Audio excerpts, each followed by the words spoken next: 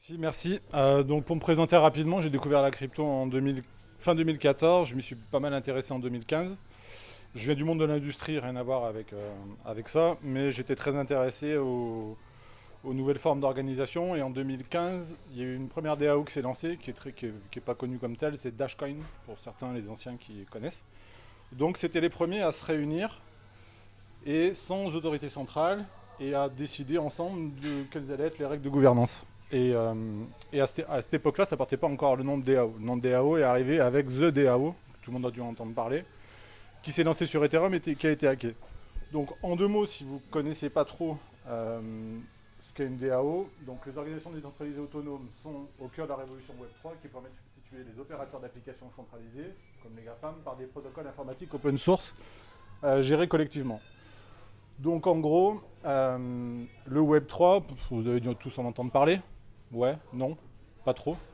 En gros, le Web 2, le Web 1, c'était celui de vos parents, pour certains qui sont jeunes, où on consultait Internet. Le deuxième, on était les utilisateurs, un peu vache à lait, où on se connectait avec un email et un mot de passe. Et maintenant, le Web 3, c'est plutôt le Web 3 propriétaire, c'est-à-dire que vous êtes partie prenante. Vous vous connectez grâce à un wallet, un identifiant d'adresse de portefeuille crypto, qui vous permet de conserver vos données privées et de pas qu'elles ne soient pas collectées par toutes les applications centralisées que vous connaissez. Donc l'enjeu, il est là, il est de vraiment passer d'un système d'organisation hiérarchique avec une autorité centrale et plusieurs niveaux à quelque chose de complètement horizontal. Hop. Donc la définition, pour faire simple, c'est une entité sans direction centrale qui fonctionne sur une blockchain. Les décisions sont prises par un vote, par une communauté grâce à un système de vote. J'ai mis électronique pour ne pas vous perdre, mais c'est pas vraiment électronique, c'est encore autre chose. C'est un vote blockchain. Donc si ici vous avez fait des méthodes, comme vous le savez, infalsifiables, inviolables, dont on ne peut pas pirater les données pour changer ce qui est marqué dedans. Il n'y a pas de PDG en mesure d'autoriser des dépenses arbitraires. Personne ne peut manipuler les comptes financiers si la DAO est programmée et sécurisée.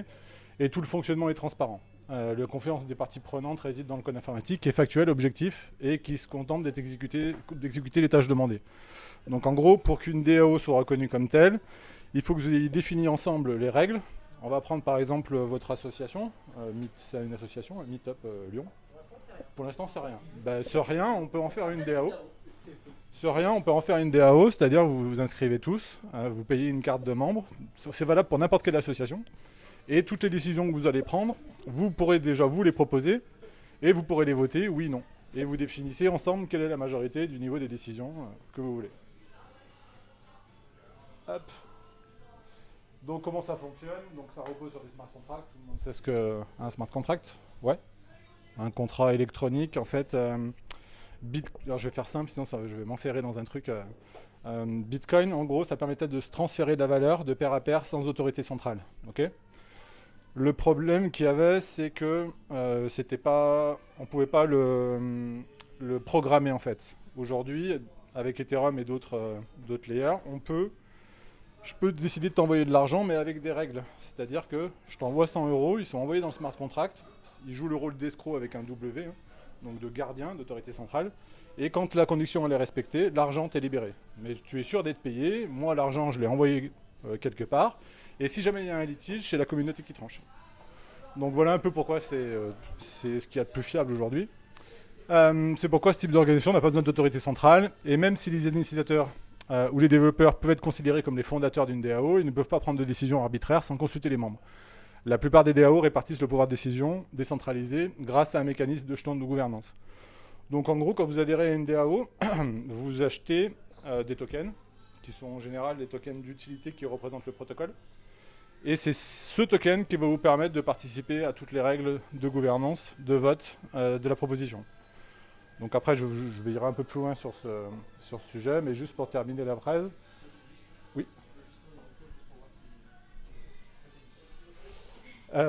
Donc il y a plusieurs types de DAO, il y en a beaucoup, j'en ai mis que 4 qui sont représentatifs. Les DAO de protocole DeFi, certains connaissent peut-être, Aave Protocol.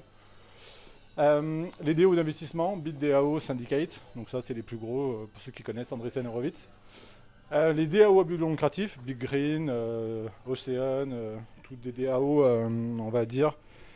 Tout ce qui était dans le...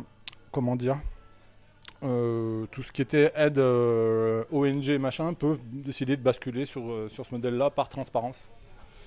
Et la dernière, celle qu'on utilise beaucoup nous en ce moment, c'est tous les tools de DAO. Parce que les DAO, c'est assez compliqué aujourd'hui à mettre en place, qu'il n'y a pas un outil central pour gérer tout. Et on est obligé d'utiliser des outils différents. Donc je vais à peu près vous expliquer, pour prendre l'exemple de chez nous, Web3 Addict, comment on a procédé. Donc vous réunissez une communauté de personnes, peu importe, 4, 5, 6, 7. Vous décidez des règles de gouvernance. Et ensuite, vous décidez de deux choses qui sont les plus importantes dans les DAO. C'est le quorum et qui a le droit de voter et quel est le poids de vote. Je vais essayer de pas... J'ai perdu personne pour l'instant, c'est bon ? Parfait. Donc il y a 3 types de DAO aujourd'hui qu'on voit. Nous, on les appelle DAO 1.0. C'est des DAO qui ont une société collée à côté. Typiquement, pour l'exemple, Nike. Nike, ils ont fait une petite DAO, là, comme ça ils te font choisir la couleur de la chaussure, si tu veux des lacets bicolores. C'est toi qui décides, machin. Mais au final, la vraie gouvernance, l'argent gagné par Nike va à Nike et c'est juste pour faire joli la DAO. Il y a un deuxième type de DAO qui est le plus répandu aujourd'hui. Donc une des plus grosses, c'est Uniswap. Où là, les règles de gouvernance, c'est plus tu as de tokens, plus tu pèses sur la gouvernance. C'est-à-dire qu'aujourd'hui, les gros, notamment Andreessen Horowitz, qui détiennent le plus de tokens dans le protocole, comme il faut payer à chaque fois, il faut que tu engages de l'argent pour voter sur ces modèles-là, bah, la dernière fois, il a posé 90 000 balles sur la table, il a eu 90% des votes. Donc ça, c'est pas un bon modèle pour nous, parce que ça change rien à ce qui se passe aujourd'hui. Plus tu as d'argent, plus tu as de pouvoir, donc c'est pas game changer. Donc nous, on se bat pour un modèle qui est en train de percer de plus en plus, c'est un utilisateur, une voix, sur la gouvernance. Après, sur comment l'argent est réparti entre les gens, c'est autre chose, mais sur la gouvernance, sur qui décide, ça devrait être, de mon point de vue, un utilisateur, une voix. Comme ça, c'est transparent, c'est clair, chacun, et tout le monde peut proposer des proposals pour faire évoluer la DAO. J'ai perdu personne ? Très bien.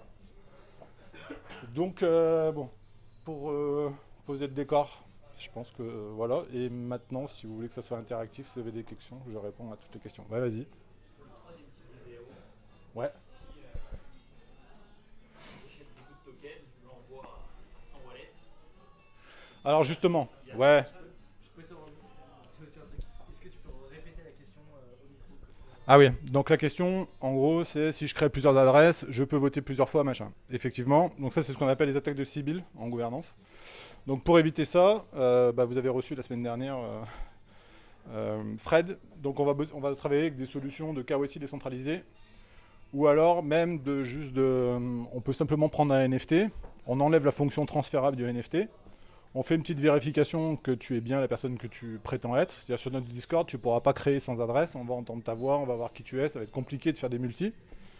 Et dans la vie réelle, pour les gros projets, ils vont de plus en plus utiliser des technologies de KYC décentralisées. Donc en gros, ces entités auront à disposition les données pour les autorités et pour le législateur qui en aura besoin, mais lui ne les possédera pas, il ne pourra pas les diffuser, donc vous restez propriétaire de vos données.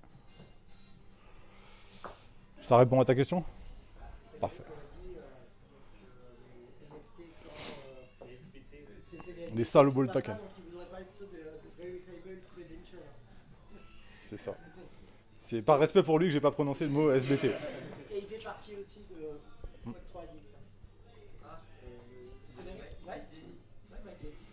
Ouais, justement, c'est lui sur ces sujets-là, et c'est avec lui qu'on discute pour comment éviter toutes ces attaques, machin. Ils ont bien posé. Vous avez caché les pop. Je suis pas très à l'aise, ouais. Et après, donc, pour vraiment comprendre ce que nous, on essaie de faire comprendre aux législateurs, c'est que CDAO, c'est une nouvelle forme d'organisation qui convient beaucoup à la nouvelle génération, parce que tu t'engages sur... quand tu rentres dans une DAO, tu n'es pas obligé d'y être ad vitam, tu n'as pas un contrat, tu n'as pas un CDD, tu viens, tu proposes tes compétences pour un truc, tu vas bosser à un moment donné sur un sujet, et en échange, tu vas toucher une rétribution. Bon, là, niveau juridique, c'est plus compliqué.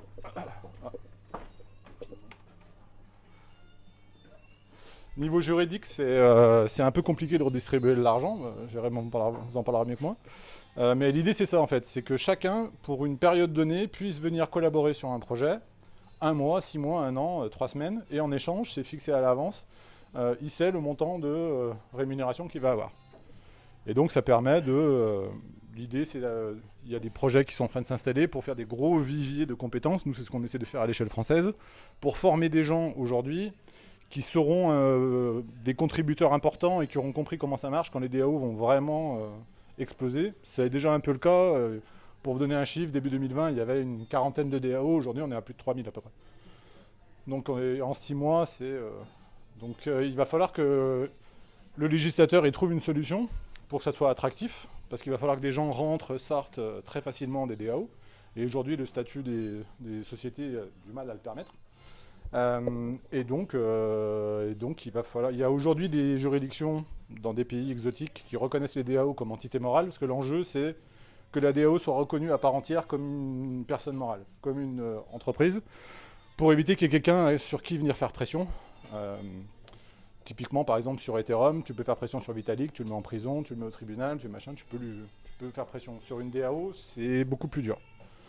Donc ces juridictions, il y en a une aux US, on en parlait tout à l'heure avec je sais pas qui. C'est plus compliqué aux USA parce qu'il faut que tu sois validé par la SEC. C'est la Security Exchange, c'est le régulateur, on va dire, des États-Unis, et c'est plus compliqué. Mais il y a, depuis hier, les Émirats Arabes Unis, avec Dubaï notamment, ont dit qu'ils allaient faire un cadre très favorable pour les DAO et pour la DeFi en général. Et en gros, ils répondent, parce qu'il y a une loi européenne qui s'appelle MiCA, qui est en train d'emmerder tout le Web3 français et européen, et les Américains avec la SEC qui prennent des décisions de reclasser des tokens en security qui ne devraient pas l'être, selon beaucoup de personnes, et donc ils sont en train d'exclure de l'écosystème, d'exclure de leur pays les gens qui veulent faire avancer l'écosystème, et les Émirats Arabes Unis ont dit hier soir, ils ne veulent pas de vous, venez, la porte est grande ouverte. Tu préconises d'attendre un petit peu. Exemple, une association, les DAO partent souvent d'associations au début, histoire de se mettre en place, et puis qu'on laisse la DAO prendre après. Et donc tu préconises d'attendre un petit peu parce que là actuellement tu as des sociétés qui, contre je sais pas, quelques milliers d'euros, tu peux enregistrer une DAO dans les îles Caïmans ou je ne sais où. Toi, ton avis. Alors le problème, si tu fais ça, c'est une des solutions que j'avais proposées avant que je rencontre Jérém et un autre avocat. On ne voulait pas se prendre la tête. On s'était dit quand tu auras suffisamment de rentrée d'argent, parce que c'est l'argent qui pose problème. Quand tu n'as pas d'argent dans ton association, que tu sois en DAO ou pas, le régulateur il t'emmènera pas. En revanche, dès qu'il y a de l'argent, c'est là il va commencer à poser des questions et à venir taper où ça fait mal. Donc ce qu'il faut, dans tous les cas, tu peux démarrer. C'est une association à but non lucratif, j'imagine. Bon bah tu peux très bien. Jérém il t'en parlera mieux que moi. Ils sont en train de travailler sur un modèle différent. Il y a d'autres avocats qui travaillent sur un modèle. Et pour les associations à but non lucratif, je parle sous l'autorité de Jérém, ça va être le plus simple à basculer en DAO parce qu'il n'y a pas cette notion d'argent, ça sera quand même beaucoup plus simple. Pour une association à but non lucratif, de passer en DAO, ça pose beaucoup moins de problèmes qu'une société. Donc tu peux... Ah oui. Bah en fait, tu peux garder ton association, tu n'y touches pas, mais tu mets dans les statuts de ton association que toutes les règles de gouvernance passent par un vote, que toutes les dépenses sont tracées. En fait, tu fais exactement. Tu peux dire que tu es une association à gouvernance DAO. Alors, tu n'auras pas des règles particulières parce que le statut n'existe pas encore des DAO, mais déjà, tu te positionnerais aujourd'hui. Moi, j'encourage tout le monde à se lancer maintenant parce que plus on sera de DAO à aller frapper au législateur en disant regardez, on a organisé des trucs, il n'y a rien qui colle avec le modèle, vous ne voulez pas qu'on discute d'un nouveau truc, on sera plus puissant. Donc, faut pas hésiter à rejoindre des DAO. Si tu veux passer à but lucratif, ça pose plus de problèmes. Alors, c'est là où j'ai posé le bébé à Jérémy, parce que c'est compliqué. En fait, étant donné qu'il n'y a pas de règles, on ne peut pas à l'avance savoir ce qu'ils vont vraiment décider. On peut que les encourager à expliquer que ce nouveau modèle là, de collaboration, ça colle avec le grand exode, vous avez entendu parler aux US, de jeunes talents Web 2 qui partent sur le Web 3. Parce que les grandes structures, même comme Google, Facebook, machin, c'est plus sexy et attractif pour les jeunes générations, quoi. Mais pour te répondre, tu peux d'ores et déjà fonctionner en DAO en ayant ton statut d'association, tout en militant, nous rejoignant et en disant on veut un modèle à part avec des règles qui soient plus simples. On ne demande rien de S'il faut payer des impôts, on paiera des impôts. On veut juste un truc facile, simple, qui permet de faire des entrées-sorties. Comme vous avez compris, une DAO, il y a beaucoup de rentrées et sorties, facilement, sans avoir la lourdeur administrative. Ouais.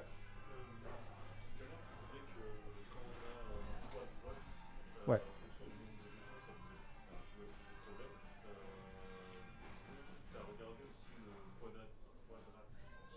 Le vote quadratique, ouais. Alors, ouais.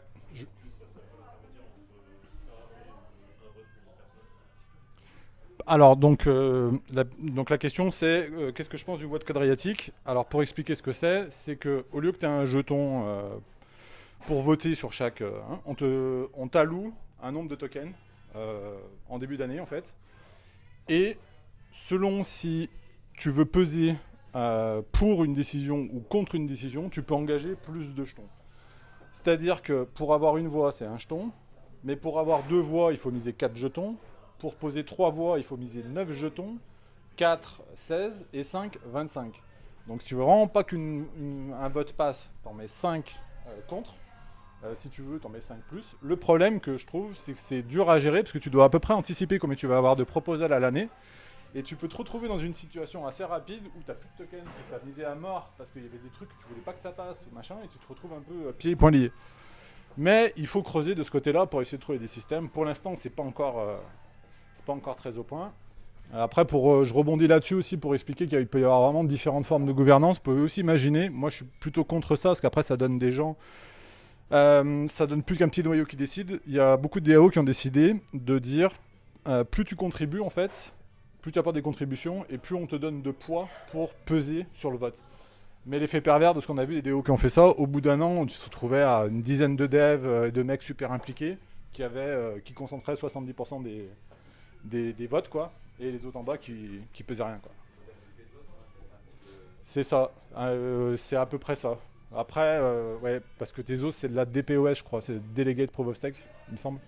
Donc en plus, ils ont des validateurs, c'est ça, je crois. Ouais, c'est pas en direct. C'est ça, c'est ça. C'est le. Ouais. Paraswap aussi, il me semble que dans la DeFi, il faut un système selon le nombre de likes que tu as sur Discord aussi, Ouais, ou des ouais, choses comme ça. Ouais, mais alors celui-là, justement, au-delà de l'effet pervers, tu peux avoir des bots toute la journée qui vont liker, machin. Même si tu as prévu, donc ce qu'on disait avec les attaques de Sibyl et tout, c'est quand même une prime. Rapidement, tu as des professionnels de la DAO qui, parce qu'ils sont bons et hyper calés, ils vont apporter beaucoup en termes de contribution, ils vont avoir beaucoup de likes, beaucoup de pouvoir, et tu te retrouves avec des gens tu refais de la politique. Il n'y aurait pas un mix des deux, du coup, parce que ton troisième modèle, c'est top, un vote, une personne, un vote, mais c'est vrai qu'il y a des gens qui sont beaucoup plus compétents et des gens qui vont arriver et qui vont voter. Alors, tu vois. Très bonne remarque. Nous, justement, pour éviter ça, on a fait des pods, en fait, dans la DAO. Et ça existe dans toutes les DAO, ils appellent ça différemment. Mais en gros, tu as des unités, ok. Donc, par exemple, nous, on a des spécialistes de la DeFi, d'autres du trading, Kali, d'autres dans un domaine. Et eux, déjà, ils ont un pouvoir, ils ont une marge de manœuvre, tu vois. Sans appeler à toute la DAO, parce qu'eux, ils sont compétents dans leur domaine, tu vois. Ce qu'on est en train de mettre en place dans les règles de gouvernance, mais on n'a pas fini, parce que c'est un travail long, c'est de savoir quelle marge de manœuvre, quel périmètre tu donnes à chaque pod, jusqu'où il peut aller en termes de décision, et à quel moment il va venir en plénière dire « nous on a bossé sur un truc, c'est bon, vous validez ». Par exemple, sur un autre sujet, tu peux aussi en réunion plénière faire un appel à la DAO, dire « nous on a un sujet qu'on veut creuser, on va y passer beaucoup de temps, on vous en parle avant, parce que si à la fin vous nous dites que de toute façon c'est mort, on a bossé pour rien. Donc là, est-ce que vous êtes d'accord pour qu'on ait telle ou telle orientation ?» Et ça se passe comme ça. Et donc du coup, la réponse à cette solution, c'est décentraliser encore et encore et encore, toujours. En plus petits groupes, en plus petits groupes, en plus petits groupes, de gens compétents, quoi, et leur laisser un peu de marge de manœuvre pour que ça soit rapide. Parce que c'est un peu ce qu'ont beaucoup de gens reprochent aux DAO, c'est le manque de souplesse en fait. Quand il faut prendre une décision rapidement et tout, les détracteurs des DAO disent que c'est compliqué et tout, alors que fondamentalement ça l'est pas.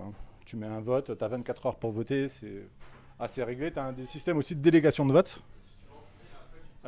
Juste pour vous expliquer rapidement, parce que je ne vais pas vous noyer sous les infos. Il y a notamment une BitDAO, une des plus grosses DAO, qui fonctionne en délégation de vote. Parce que étant donné que celui que je vous parlais tout à l'heure, Andreessen Horowitz, il a trop de poids dans les DAO, il est en train de vendre, il est en train de monter une équipe de gens triés sur le volet, comme il dit lui-même, à qui il va déléguer du vote en fait. Donc il aura ces petits politiques, en fait, on va dire, avec des tokens qui vont peser et voter sur les protocoles en son nom, on va dire. Donc nous, l'idée, là-dessus, ça fait déjà longtemps que je réfléchissais sur ce sujet, c'est de dire on fait de la délégation de vote, mais on ne met pas plus de 2,5%, maximum 5% de voix que tu peux avoir. Donc imaginons il y a 100 personnes dans la DAO, tu ne peux pas représenter plus de 5 personnes. Et ton mandat n'est pas renouvelable. Parce que si tu fais des trucs de délégués qui sont renouvelables et machin, on va recommencer en mettant des professionnels de la politique qui vont nous expliquer. Puis après, c'est l'être humain. Moi, je préfère faire confiance à un smart contract qu'à un être humain. Parce qu'à chaque fois, ça part en vrille et les mecs commencent à avoir du pouvoir, à avoir de... Vas-y. Après, je suis assez d'accord. Mais t'as le droit de pas l'être. Hein. Non, mais je suis assez d'accord, mais si le mec il est vraiment compétent, il apprend vraiment quelque chose à la DO, il ne peut pas renouveler son mandat. Ah mais ça c'est quand un mandat de délégation de vote, hein. C'est-à-dire que je me sens pas compétent machin, il peut très bien le donner à quelqu'un d'autre de compétent, hein, tu vois. C'est pas une histoire de compétence, ça n'empêche pas de... Et surtout nous ce qui est pas aujourd'hui différencié dans les DAO, c'est entre la gouvernance et ce que ça te rapporte. Parce que les tokens natifs, si on prend Uniswap, il te sert à voter, mais il représente aussi la valeur du protocole, et c'est lui qui prend de la valeur. De notre point de vue, nous, on devrait dissocier ça, en fait. On devrait avoir d'un côté des tokens de gouvernance qui servent à voter, mais qui sont indépendants des tokens. Limite, ils devraient être gratuits, ces tokens, pour voter, juste parce que tu devrais avoir une limite. Il faut que tu possèdes au moins, je sais pas, 500 Uniswap pour pouvoir voter. Et en échange, on te donne un token de gouvernance. Mais de dire après, allez-y, votez, mettez de l'argent pour peser, bah ça fera que ceux qui ont plus de tokens et d'argent ont plus de pouvoir. Comme le monde d'aujourd'hui, quoi. Mais la délégation, ça permet justement à des gens qui ne se sentent pas sur des sujets ou machin de déléguer et de contribuer à la DAO. Parce que très peu de gens votent à cause de ces systèmes. Si tu regardes sur Uniswap ou d'autres, sur des centaines de milliers c'est quelques centaines de personnes qui votent. Ceux qui déjà ont les moyens. J'allais dire que 13% des votants, dans les DAO, il y avait en moyenne 13% de personnes qui votaient vraiment. Oh, c'est beaucoup ça encore. Il y en a, c'est beaucoup moins. Et sur Alors nous, tout le monde... Ouais, parce que pour l'instant, il n'y en a que 50 qui sont vraiment actifs et qui ont eu les tokens.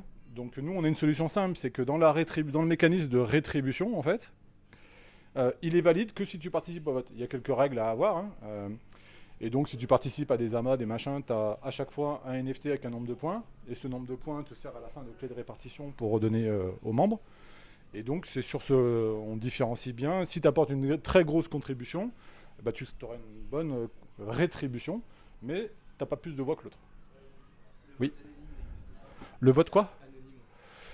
Alors, il est anonyme, hein. Il est pseudonyme exactement. Parce qu'en fait, quand tu votes, tu as une adresse et ton adresse, on peut pas le... Pardon? Ce que je veux dire, c'est que le résultat, finalement, le vote que moi j'ai mis, Ouais. Ah, on va savoir. Alors ça, c'est à discrétion de la DAO. Normalement, il vaut mieux qu'on sache, en termes de transparence, c'est mieux. Après, il y a des discussions dans les DAO. Est-ce que pendant le vote, on permet aux gens de voir où ça en est, tu vois, ou pas? Ça, c'est des décisions encore qui sont pas... c'est possible de masquer quand même. Tu sais, tout est possible. Hein. Si tu veux vraiment, tu fais à peu près comme tu veux. Le tout, c'est que ça soit cohérent. Et ouais, c'est des questions, nous encore, on n'a pas vraiment tranché. Hein. Parce que ça pourrait décourager des gens de voter pour un truc. Ou, parce qu'il y a eu d'autres systèmes, par exemple, il y a des systèmes de vote où tu votes et c'est le gagnant du vote qui se répartissent les tokens qui ont été engagés pour le vote. Ce qui fait d'effet pervers et d'effet d'aubaine que si tu arrives, il y a 60% pour le non, alors que toi tu es pour le oui, t'es pas complètement teubé, tu vois. Tu vas voter non juste pour répartir le truc, tu vois. Donc ça n'a pas bien de sens. Mais après, ce que je vous dis, les DAO et les règles de gouvernance dont on parle, on est en train de creuser dans le dur de nous des sujets qu'on bosse régulièrement. C'est pas mainstream encore. Hein. Dans quelques temps, il y aura sûrement... Nous, on essaie d'avoir... on aimerait bien, c'est un peu prétentieux de dire qu'on aimerait bien avoir un standard de gouvernance à peu près potable, tu vois, pas trop bancal, mais c'est... Mais viens participer à une discussion avec nous sur Discord. Parce que du coup, votre DAO, ça permet juste de partager. Alors, pour l'instant, effectivement, tant que nos amis avocats n'auront pas mis un cadre précis... Quel est le but en fait? Alors, parce qu'on est en train de faire... en gros, comme je t'ai... Quel est le but de Web3 Alors, justement. Donc, au départ, le but, c'était déjà d'être un think tank de gens qui connaissent un peu les DAO. Mais surtout, c'était de pouvoir recevoir des projets, comme on faisait déjà et comme d'autres Discord le faisaient déjà, des amants, hein, tu vois, des gens qui viennent présenter un truc, et après redistribuer, enfin déjà récupérer cet argent, l'investir dans des bots de trading que Jérémy vient de découvrir, ou dans des protocoles DeFi ou dans d'autres choses, arbitrées par la communauté, hein, par tout le monde. On ne fait pas de la gestion d'actifs pour le compte d'un tiers, hein, c'est chacun décide. Et on aurait pu faire fructifier ça. Seulement, les avocats nous ont dit oulala, oulala, oulala, oulala, c'est compliqué. Donc voilà. Alors on essaye après, du coup, par exemple, de faire une structure à côté de Web3 Addict, qui là sera une société déclarée, machin, truc bidule, qui elle pourrait reverser ensuite. Mais tout ça, c'est en discussion. Et moi, je laisse les avocats répondre à ces questions. Le sujet principal de votre indique, c'est de parler de quoi De la gouvernance des DAO. Déjà, trouver notre propre gouvernance pour après aller dire aux gens, regardez, c'est pas mal, parce que c'est bien beau de critiquer les gens qui font des gouvernances un peu bizarres, mais si toi tu fais rien, tu vois, au moins on peut dire, regardez, nous on y travaille, on essaie de réfléchir, venez avec nous réfléchir si vous trouvez qu'ailleurs c'est pas assez bien, et comment on peut faire pour trouver un modèle le plus juste, quoi. Et c'est un Discord, il t'a accès Ouais, ouais, pour partager après ouais. Je vous le mettrai. Ouais, ouais. De toute façon, tu tapes Web3 Addict DAO sur Google, on apparaît. T'auras la liste de tout, on a un Linktree. Telegram. Ouais, je suis dans le groupe Telegram. Ouais, je vous le mettrai dans le groupe Telegram. Quelles sont les conditions pour la vente? Pour rentrer dans la DAO ? Aucune. Nous, on a. Après, il y a une condition après pour rentrer dans les pods. Donc tu peux partir membre de la DAO, mais après, si tu veux travailler dans les pods, il n'y a que ceux qui travaillent dans un pod qui ont accès aux travaux des autres pods. Vous me suivez ? Donc si tu arrives toi dans la DAO comme ça en touriste, tu verras ce qu'il y a en général, mais tu n'auras pas accès à la moitié des salons. Et après, à ta participation, on a des niveaux où par exemple on met tous les hard drops, tous les Arbitrum, là ils ont largué pas mal de machins, le ZK, je ne sais plus qui j'en parlais tout à l'heure. Bon pareil, faire un gros hard drop, on a un truc free money qu'on appelle. Dès que tu atteins le niveau 15, tu as accès à ça pour voir tout ce qui circule. Tu vois, j'y suis même pas. Tu loupes la free monnaie. Tout ce qu'il y a de. Parce que c'était surtout des gens passionnés, on faisait déjà ce qu'on fait avant, juste qu'on n'était pas... Et est-ce que c'est là qu'intervient le proof of love? Alors, Alors, le qu'est-ce que le proof of love? proof of love, c'est un... Et comment est-ce que tu en es venu à créer ce concept? Ou alors, est-ce que c'est toi qui l'as créé? Est-ce que c'est quelque chose que tu avais déjà entendu? Comment tu peux l'expliquer Alors du coup, comme je vous expliquais, dans les DAO, il y a la gouvernance. Ça, c'est un truc à part. De l'autre côté, il y a la valeur qui a été créée et comment on la redistribue. Et donc, pour chaque action que tu fais à la DAO, tu as un NFT qui te donne un nombre de points, comme j'expliquais tout à l'heure. Et on a appelé ça Proof of Love. On avait déjà vu ça en 2017 d'un projet, mais qui ne faisait pas du tout ça pour les mêmes raisons. Et du coup, on s'était dit que voilà, si tu fais plein d'actions, quoi, c'est une preuve d'amour à la DAO. Tu as des tokens, je sais pas pourquoi, depuis le début, ça le fait rire. Et du coup, à la fin, voilà, si par exemple, il y a eu 10 000 points attribués à tout le monde, et que tu en as 1000, tu as 10% de la pool, donc, et tu as 10% de rétributions qui sont pour toi. J'ai été clair ? Donc, il faut donner beaucoup d'amour. Il faut nous donner beaucoup d'amour. Ouais. Du coup, DAO, c'est organisation décentralisée, mais À quel point elle est autonome ? comment faire en fait pour gérer des DAO en se passant de Discord ou des outils un peu centralisés? Ouais, il est bien de chez Web3 Addict pour nous poser des questions comme ça, lui. Justement, le problème aujourd'hui, donc la question c'est comment on fait pour faire une organisation décentralisée autonome alors qu'on utilise des outils centralisés. C'est un problème, hein.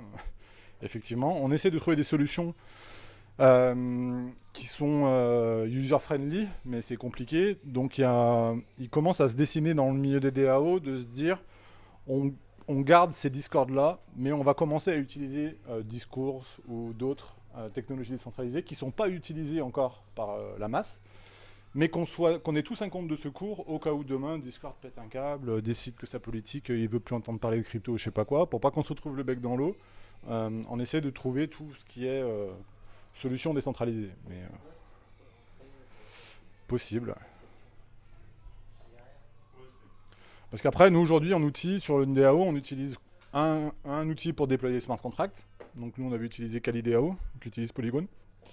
Donc ça, c'est nécessaire, hein, tu dois avoir un token. Ensuite, il te faut un coffre décentralisé, enfin un coffre multisignature. Donc là, c'est Gnosis Safe. Ceux qui connaissent la crypto doivent bien connaître. Donc là, c'est le principe, je ne l'ai pas précisé, mais vous mettez de l'argent en commun dans le pot. Et pour sortir de l'argent, il faut 3 signatures sur 4. C'est-à-dire ici dans la salle, si on était 100 personnes, on pourrait mettre 70% de signatures pour qu'il y ait une transaction qui soit validée. De sorte qu'on on est certain que l'argent ne sera pas sorti, ou alors que les 70 vont aller se partager les 100 pour gagner 30%, ça n'a pas vraiment de sens. Donc il y a ça. Et après, on a un outil, étant donné que quand tu fais une transaction blockchain, tu n'as que un input-output et tu n'as pas de détail de la transaction. Donc on utilise Utopia Labs. C'est comme on va dire un espèce de comptable décentralisé, on va dire un cabinet comptable décentralisé qui te permet de lister toutes les transactions et toutes les rentrées sorties d'argent de la DAO. Et c'est consultable par tout le monde. Quoi. Et après, on a d'autres outils qui ne sont pas totalement obligatoires. On utilise Sobol, vous irez voir, c'est un truc qui maps la DAO de manière visuelle pour que ça soit sympa. Et il faut aussi un outil de vote. Donc beaucoup doivent connaître, j'ai mangé son nom, Snapshot. Donc ça, c'est des endroits où justement toutes les DAO viennent s'inscrire et où tous les gens viennent faire leurs propositions et les gens de la DAO viennent voter. Voilà, c'est à peu près les outils qui sont au minimum nécessaires pour qu'une DAO soit reconnue en tant que telle, et que bien sûr les règles de gouvernance. Et dans le côté autonome de ce que tu disais, on compte aussi beaucoup sur l'IA pour enlever tous les points de centralisation. Parce que dans l'idéal, il faudrait qu'il n'y ait plus du tout d'êtres humains qui interviennent. Or, quand il y a une décision, il y a encore sur certaines décisions besoin qu'il y ait quelqu'un de physique qui active la décision. Par exemple, je ne sais pas d'exemple comme ça, mais il y a encore de l'humain, quoi. Donc l'idée, c'est plus l'IA va avancer et plus on va faire sauter les points de centralisation où il y a de l'être humain et le remplacer par de l'IA. C'était clair, c'est bon? On a eu dans Meetup Lyon un sujet justement sur l'IA. C'est vrai que ça a pris Privacy la semaine dernière et tu viens compléter finalement ce triptyque. Il y a un fil conducteur. Clairement. Il y aura un fil conducteur.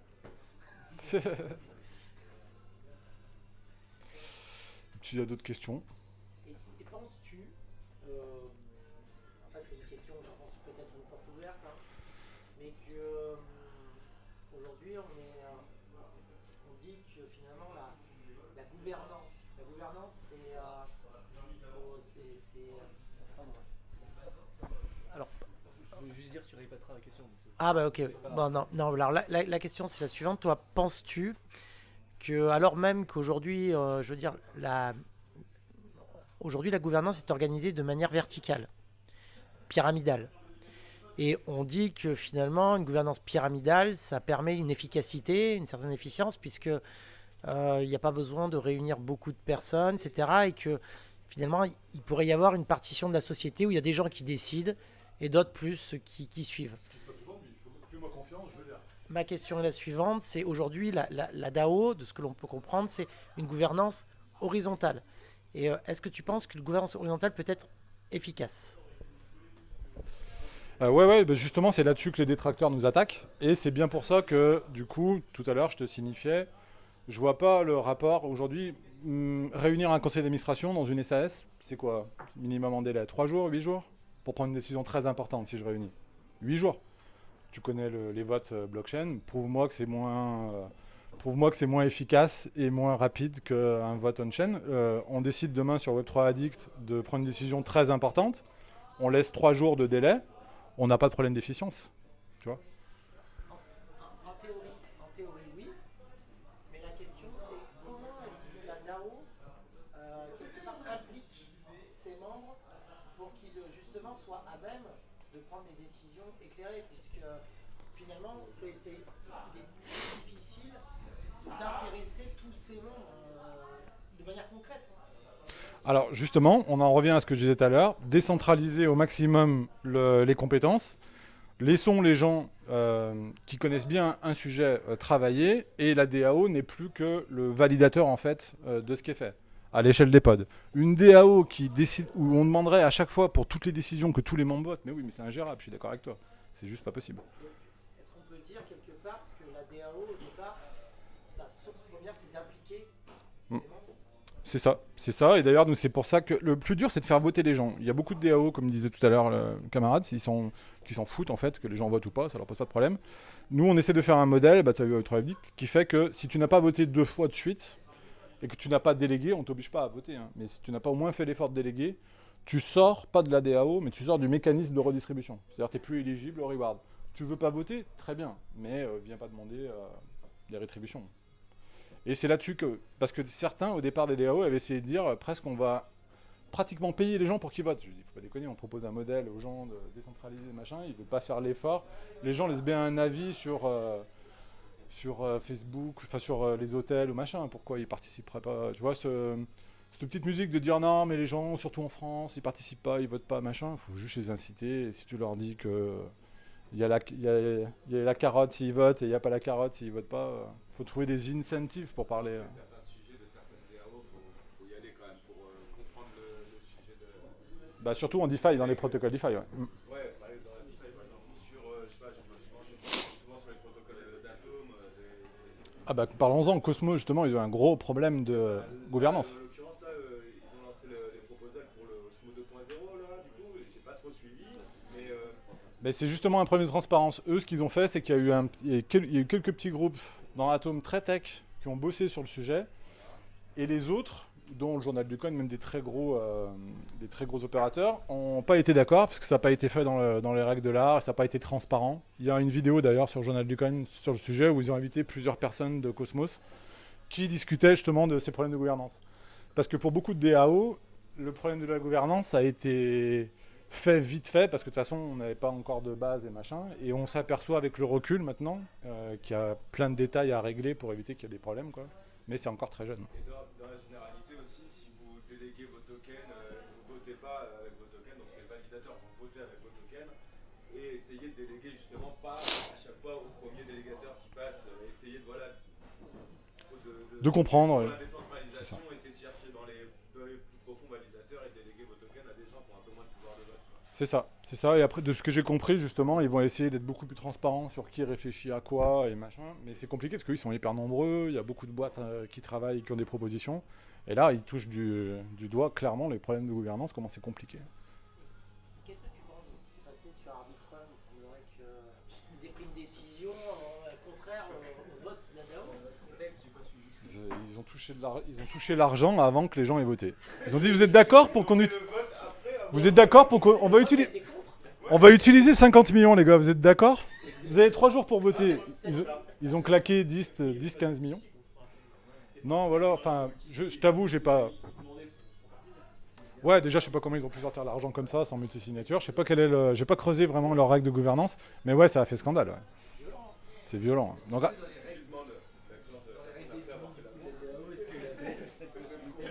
si quoi? Ah bah oui, mais c'est là où ils ont sûrement... Après, je veux pas m'engager parce que je connais pas et puis on est filmé, j'aurais pas dire de conneries. Mais je crois que c'était pas clairement défini. Le multisignature, a priori, s'il a fonctionné, il faut qu'il revoie les règles. Hein, parce que ça a l'air de pas bien fonctionner. Hein.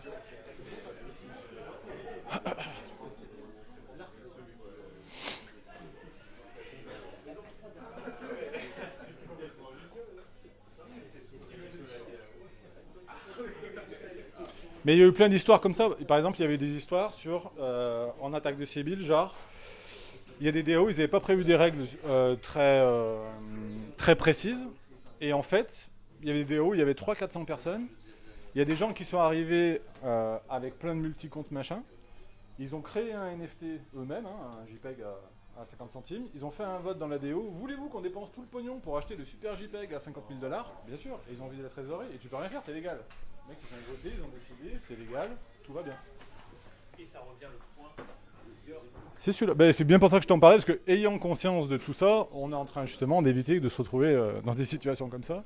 Et c'est pour ça que les KYC décentralisés, et en tout cas, ou les NFT qui ne sont pas transférables, ça peut être une solution. Après, tu n'éviteras jamais...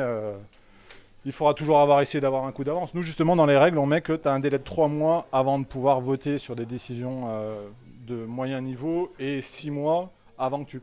Ce qui fait que si on a une grosse attaque, on voit des gens, on a le temps de changer les règles et de se préparer à l'attaque, quoi. Mais ça, il a fallu que des gens se plantent et se fassent avoir, machin, pour qu'on travaille. Et on est encore loin d'avoir tout résolu.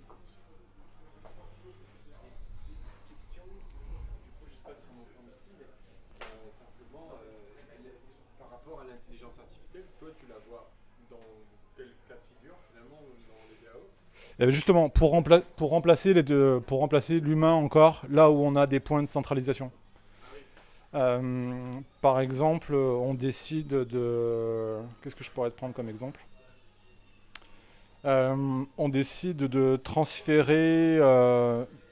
on décide de changer sur Discord, on va ailleurs. Tout le monde vote, machin. Il va bien falloir un être humain qui crée le Discord, tu vois. Donc lui, il aura bien la clé, même si après on la met en multisignature ou autre. Il y a encore plein de points de centralisation. Par exemple, qui décide de... c'est encore moi et d'autres dans la DAO qui mettons le meeting, qui mettons l'ordre du jour, machin. Et tout ça, on aimerait bien un maximum l'automatiser par IA jusqu'à qu'on ait moins besoin. Exécuter les votes. Ouais, c'est ça. D'être capable de récupérer les votes et que quand il reçoit les votes et qu'il a donc l'objet du vote, d'exécuter directement, alors que là pour l'instant c'est encore humain. Mais C'est ça. l'exécution du vote. Qui sera responsable si ça foire? Il y a un sujet, la responsabilité, mais là dans la DAO. Qu'est-ce qui foire ? Je te laisse, je suis peut-être répondre. S'il y a foire dans l'exécution. Ah, s'il y a foire dans l'exécution, normalement, non. Je vois pas pourquoi si... Ouais, mais le si. Non mais voilà, tout est faillible, hein, aujourd'hui. On parle de quoi? En informatique, tout est faillible, hein, mais... De l'IA, des responsabilités. Alors, dans une DAO. Non. Ah, je te... Si, si. Ok. Bah, dans une DAO, si vous avez normalement suivi, en fait, c'est tout le monde vote. Et comme un vote, enfin, un membre égale un vote égale une voix, tout le monde est responsable. Dans une DAO, il n'y a plus de PDG. C'est ce qui a été indiqué. Donc en fait, ça implique que tout le monde est dirigeant. Donc, si j'ai une responsabilité, et ben la responsabilité, alors justement, c'est tout l'objet de ce que je travaille, enfin ce qu'on travaille, pardon. Mais je vais pas aller plus loin ce soir. C'était pas l'objet vraiment mais c'est vrai que c'est intéressant. Hein. Parce qu'à chaque fois, on en vient là... Voilà. Mais alors, il faut comprendre une chose, c'est que la direction, elle est collégiale. Donc, s'il y a des responsabilités en termes de direction, elle est diluée entre tous les membres. Ce qui veut dire que là où avant, une responsabilité était tenue par une personne, aujourd'hui, s'il y a 400 membres, bah, vous pouvez imaginer que s'il y a une responsabilité, elle est divisée en 400. C'est ce que je peux vous dire tout de suite. Et on travaille pour aller plus loin. Mais du coup, pour rebondir, les règles de gouvernance. Du coup, pour rebondir à ce que tu viens de dire sur les règles de gouvernance qui sont travaillées en commun, si on est plusieurs, par contre, c'est bien développé par quelqu'un. Tout le monde ne sait pas forcément lire du code pour comprendre ce qui a été rentré comme règle. Comment c'est géré ça ? Alors, tout le monde ne peut pas comprendre. Étant donné que c'est open source, on part du principe que dans un protocole, ceux qui savent le lire, du coup, tu vois ce que je veux dire ? Il n'est pas privé et de fait, il est open vers tout le monde. Et par exemple, des règles de gouvernance du smart contract, c'est de mettre... pardon, je prends le micro. Par exemple, une des règles de gouvernance, c'est quel quorum tu mets au départ. Le quorum, c'est combien de gens doivent participer minimum pour que l'élection soit validée. Ça, tu le trouves quand le smart contract a été déployé. Donc là, on va utiliser XDAO. Ça a été codé sur des smart contracts qui sont déjà audités, fiables, tu vois, standardisés, quoi. Et donc, il n'y a pas de truc très complexe, par exemple, comme ça serait valable pour des protocoles comme Aave ou autres, où là, oui, pour comprendre vraiment ce qu'il y a dans le code et comment les règles de gouvernance marchent. C'est en vrai ta réflexion, dans le sens où on a juste à taper sur ChatGPT. Ouais, je vais poser le dire. Code, et aujourd'hui, dès lors qu'il est transparent, n'importe qui sur 400 personnes qui le taperait, il suffirait d'une personne qui arrive à à taper correctement pour en fait avoir une explication de ce code. Donc c'est vrai, tu as raison sur le principe. Je suis d'accord et pas d'accord avec ta réponse. Parce qu'un code, ça peut être écrit de différentes manières. Mais par exemple, si on prend un certain langage, il y a des fonctions qui vont être valides par GPT qui va nous développer une fonction, mais cette fonction n'est pas sécurisée à proprement parler pour l'utilisateur du code. Je sais pas si tu vois où tu veux en venir. Alors, Si tu vois où je veux en venir. Alors je suis d'accord, c'est-à-dire que en fait l'IA a une limite, c'est que ça vaut pour ce qu'on va dire le général. Toi, tu es déjà en train de viser quelque chose de spécifique. Et là, effectivement, il y aura les initiés et ceux qui le sont. Il y a une limite dans ce que tu dis. Mais Après, on avait déjà ça, hein. On avait déjà ça avec la DeFi. on a limité grâce à l'IA. Au moins, on permet à des gens qui ne savent absolument pas coder de pouvoir comprendre l'essentiel. Mais il restera toujours, effectivement. Mais est-ce que du coup, c'est pour ça qu'avant de lancer un contrat, par exemple, ce serait peut-être bien de passer par une personne extérieure à la DAO pour faire auditer le contrat, qui comme ça serait une tierce de confiance. Tout à fait. D'ailleurs, justement, sur des smart contracts compliqués, tu as Certic aujourd'hui qui est numéro 1 et qui certifie le contrat. Ça ne veut pas dire qu'il n'y a pas de faille à l'intérieur, ça ne veut pas dire qu'il n'y aura pas de problème, mais en tout cas, c'est que ça a été vérifié. Après, ce que tu parles vraiment, moi quand je te parle des DAO, c'est vraiment du contrat simple de vote. Il n'y a rien de compliqué, hein, juste être sûr que tout le monde a bien pu voter, que machin, les règles. Il n'y a pas du tout de fonction comme dans la DeFi par exemple, où tu peux prévoir d'empêcher les tokens d'être vendus, ou toutes ces fonctions malveillantes et tout. Là, ça ne se posera pas. Mais dans le cadre où tu devrais développer une DAO qui a ça, effectivement, tu dois te faire auditer le smart contract. Hein. Tu fais un bounty, tu vois, tu fais un hackathon sur ton projet, tu dis voilà celui qui trouve la faille. Déjà, tu peux t'amuser des contrats qui ont eu des failles dans la DeFi. Tu mets à ChatGPT 4, tu lui dis regarde ce contrat, dis-moi quelle faille, comment ça a été fait, machin, et tu apprends déjà aussi pas mal toi-même à comment il fait quoi. Mais ouais, pour ceux qui feront des. Ou là, donc ça sera plutôt pour des DAO financières, d'investissement, des trucs DeFi. S'il y a des smart contracts compliqués, ouais, il vaut mieux faire auditer et avoir confiance en l'auditeur. Il faut aussi entendre que la DAO révolutionne notre système actuel dans lequel en fait, tout le monde est invité à la gouvernance. Et la gouvernance, contrairement à ce qu'on croit, c'est pas quelque chose de simple. C'est quelque chose dans lequel il faut s'impliquer, dans lequel il faut apprendre. On reprend son destin en main, mais aussi quand on reprend son destin en main, comme diraient certains, un grand pouvoir entraîne une grande responsabilité. Hein. Voilà, non mais vraiment, donc il y a une démarche de vouloir apprendre, de vouloir confronter, de vouloir de discussion, de contre-proposition, etc. Donc effectivement, au départ, on apprend à gérer. Et là maintenant, avec les DAO, on apprend à gérer de manière collégiale. C'est encore une autre démarche.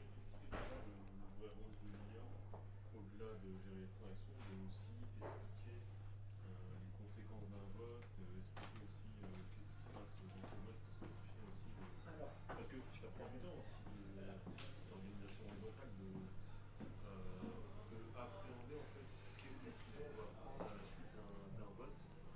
Et il y en a même, pour parler de la vie courante, ils disent qu'il faudrait un congé citoyen où on a le temps de lire les lois et pouvoir s'impliquer dans la vie politique, etc.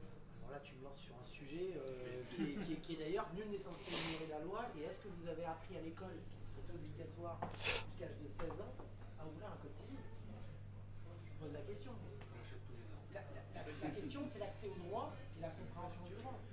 Mais là, tu fais un point où justement, là, on parle de l'IA et il faut comprendre les limites de l'IA. Il faut juste comprendre les limites de à quel moment on donne à une machine les choses qui doivent nous appartenir. La machine sera toujours là pour nous aider, nous assister. Mais ce qu'il faut comprendre, c'est l'implication qui est préalable à l'utilisation d'une machine. Ce sont des outils, tout ça. Il ne faut jamais, à aucun instant, que la machine ou que l'outil remplace l'être humain. Donc, c'est l'intention qu'il y a derrière tout ça. Si vous avez envie d'apprendre, vous utiliserez les outils. Et vous dégagerez du temps. Mais gérer, c'est s'impliquer. C'est passer du temps. C'est avoir de la contradiction. Et finalement, on parle toujours de... Est-ce que... On dit dans le droit, juge unique, juge inique. Ça veut dire que quand on est seul au pouvoir, il y a des risques que finalement le pouvoir, on se l'accapare. La DAO, l'essence même, c'est de dire que la gouvernance collégiale de tous, même si elle est peut-être plus complexe à mettre en place, et le smart contract permet justement d'éviter tout ça, c'est de se dire qu'une décision collégiale où toutes les personnes qui votent sont impliquées amène à une décision équilibrée. Donc en fait, c'est de la responsabilité individuelle diluée dans un système collégial. Donc c'est quelque chose qui est, j'allais dire révolutionnaire, mais non plus, qui est évolutionnaire.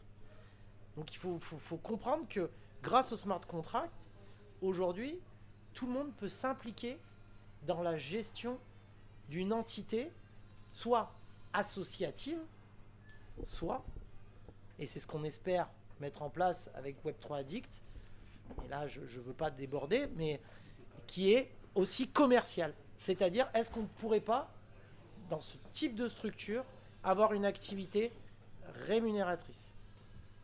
Mais attention, encore une fois, en s'impliquant. Après, juste les DAO, c'est...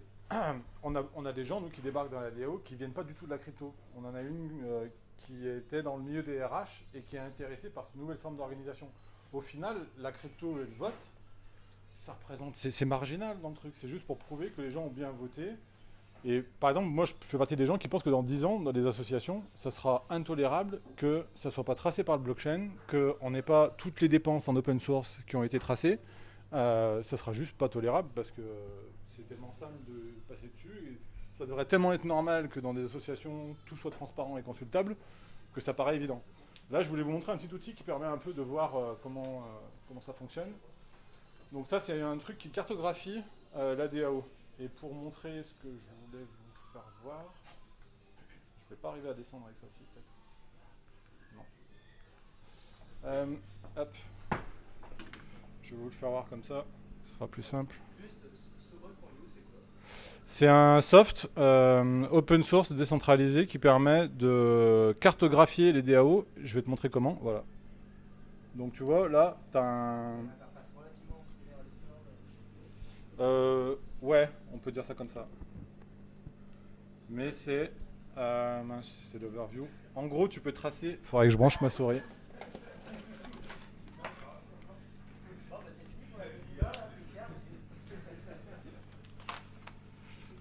Hop. Donc voilà, là, donc déjà tu peux mettre tout tes... Quand tu arrives dans une DAO qui utilise Sobol, tu peux voir assez rapidement le mapping de la DAO. Hop, hop. Donc ici, tu vois les pods, par exemple, ok, que je te disais. Donc pod communication, pod marketing, pod dev, pod trading, pod machin. Et donc tout le monde est dedans et tu peux facilement voir la vue d'ensemble. Donc les membres, combien il y a de membres. Donc là qui sont répertoriés, c'est pas à jour sur Sobol, on est à 300 et quelques. On a le coffre-fort ici, donc où tout l'argent est mis en commun, il n'y a que 50 centimes. Faut attendre que Jérémy nous autorise à mettre plus. Donc ça, justement, tu as le coffre-fort ici qui est directement relié, c'est le coffre-fort de Gnosis Safe qui apparaît directement ici. Et après ici, tu as tous les pods, donc, avec les subteams, donc tu vois ici. Et à chaque fois, tu as, par exemple, si on met... où il est? Hop. Pod marketing, pod gouvernance ici. Là, c'est moi qui suis... Alors, nous, dans les pods, il y a des leads, en fait. Il y a des leads de pods, mais c'est pas des leaders. Ils n'ont aucun pouvoir, ils sont juste là pour...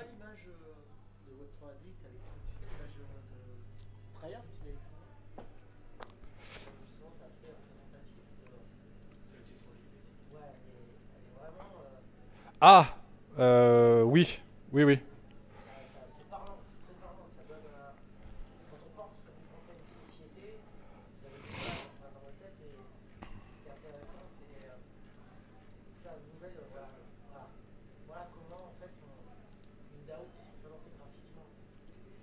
Donc voilà, là on a vraiment typiquement ce que on vous expliquait tout à l'heure dans le terme de à quel niveau de décentralisation on est et comment les pods ils agissent.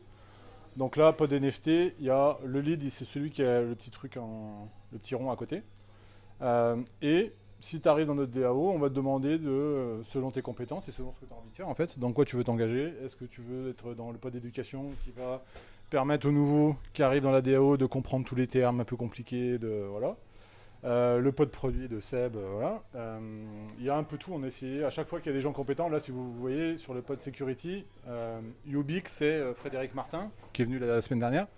Et donc lui, avec Vroom et Jasus, ils sont assez calés sur le sujet, donc c'est eux qui ont le lead là-dessus.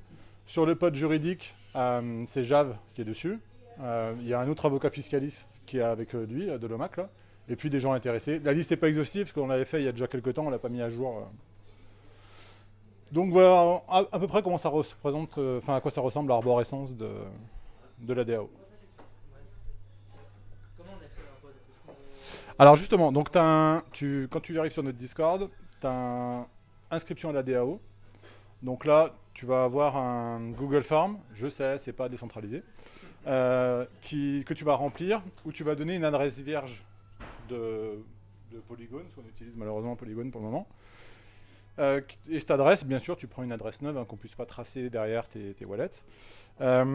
Et tu remplis donc ton pseudo Discord, machin, et en échange, tu auras des tokens de gouvernance. Ensuite, tu dois postuler pour rentrer dans un pod. Et là, tu as un autre document à remplir. Et là, ça va vraiment dépendre de toi, quand tu vas venir discuter avec nous dans Discord, quand tu vas venir au meeting en vocal. On va discuter, on va voir ce qui te plaît, on va voir si tu peux apporter quelque chose. Les documents. Les quoi? Les documents. Alors, les adresses mail ne sont pas stockées parce qu'on n'a pas accès sur le form là. Et justement, voilà, un très bon point. Par exemple, toutes les adresses, même si tu as mis une adresse vierge, on peut lier cette adresse à ton pseudo.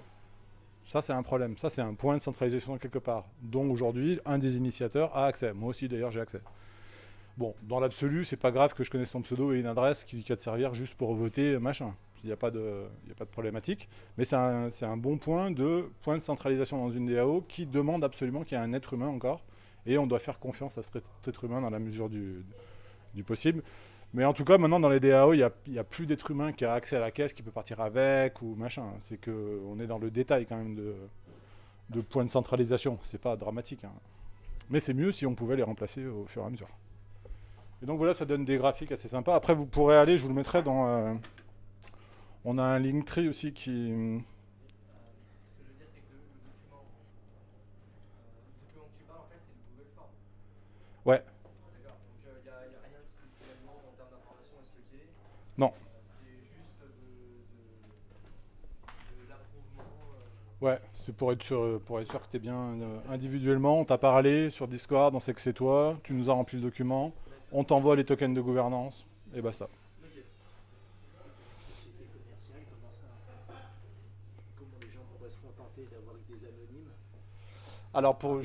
Alors, alors après, la caméra, elle tourne toujours? Oui. Bon. Tu pourras couper. Alors, donc, aujourd'hui, évidemment, dans le monde d'aujourd'hui, tu es obligé, si tu rémunères quelqu'un, qui passe un KYC et donc que tu connaisses son identité. Devant la caméra, il n'y a pas d'autre solution. D'ailleurs, on coupera. Ouais, tu me couperas à ce moment? Non, mais non seulement on coupera, mais en plus de ça, en fait, chaque personne qui passe là a un contrôle absolu de tout ce Ok. qu'elle dit et en fait, on coupe tout. J'ai fait gaffe, mais... Ah non, vraiment, tu peux parler librement, tu peux dober, tu peux dépasser. Ok, non, parce que du coup, dans l'underground, il y a des gens qui ont pensé à tout ça et il y a des protocoles qui permettent de lancer des DAO totalement anonymes, de prévoir à l'entrée que les gens soient totalement anonymes, qu'on puisse pas les retracer, même s'ils ont un peu merdé, qu'ils sont pas très au fait. Et c'est ce qu'on appelle les dark DAO, quoi, qui sont clairement pas identifiés, qui ont jamais été déposés et qui seront jamais déposés et qui tournent très bien sans le besoin de personne. Hein. Il y en a d'ailleurs, toutes les DAO, de fait, ont commencé par des dark DAO. Uniswap, c'est une dark DAO et je doute que le législateur, même si ça a été validé même si la SEC tombe dessus, même si ça a été validé, ils sont aux Bahamas ou je sais pas où, étant donné que Uniswap aujourd'hui ne peut pas certifier le nom de chaque personne qu'il y a derrière, à un moment ou à un autre, ils vont arriver, ils vont taper sur les doigts, ils vont dire oh, il y a un problème. Voilà, dans tous les cas, voilà. Et puis si tu fais une vraie société commerciale, il vaut vaut mieux que ce soit tout bien clean. Hein. C'est où tu fais du full dark, quoi, ou tu fais du full plein jour, mais non. On pose le problème de la gouvernance collégiale d'une société commerciale. Voilà. C'est. Mais nous travaillons ardemment sur le sujet. Je veux pas. Voilà. Non, puis en plus, beaucoup de gens travaillent sur tous ces sujets-là, de chacun de leur côté. On ne sait pas trop encore ce qui va en ressortir. On a quelques pistes, hein, déjà. Mais ouais. Très avancé. Ouais. Le tout, c'est d'arriver à faire prendre conscience aux législateurs qu'il se passe un truc et qu'en fait, la France risque de louper une vague où des gens pourraient collaborer. Tu vois, on a mis les auto-entrepreneurs, on s'est gargarisé qu'il y a moins de chômage, il y a des entrepreneurs. Ben, en fait, en informatique, sur ce modèle-là, les DAO, elles répondent à... Tu vois, tes designers, tu tapes dans la liste des DAO, tu t'inscris sur 5-6 Discord, tu vas en trouver une qui va te dire pour 50, 100 $, 200 $, fais-moi ça, fais-moi ça, fais-moi ça. Il y a du boulot là-dedans, dans les DAO, il y a du boulot. Donc, ça serait bien que le législateur il le prenne en compte, quoi. Je crois que c'est le but, un des buts. C'est ça, c'est même...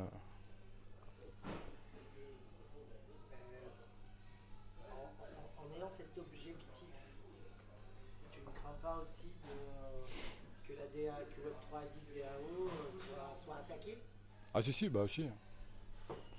Ah si. Bah, d'ailleurs, si on l'est pas, c'est qu'on a merdé. c'est qu'on sert à rien, en fait, surtout. C'est qu'on n'est pas dangereux, quoi. Normalement, à un moment, si ça inquiète, on va vite le savoir. Mais c'est pour ça l'idée de dire on va essayer de tout faire dans les règles de ce qui est... de ce qu'aujourd'hui on peut faire, hein. C'est ce que tu fais. Hein. Tu es dans la zone grise et tu utilises ce qu'il y a. Après, on verra ce qu'ils en disent. Hein.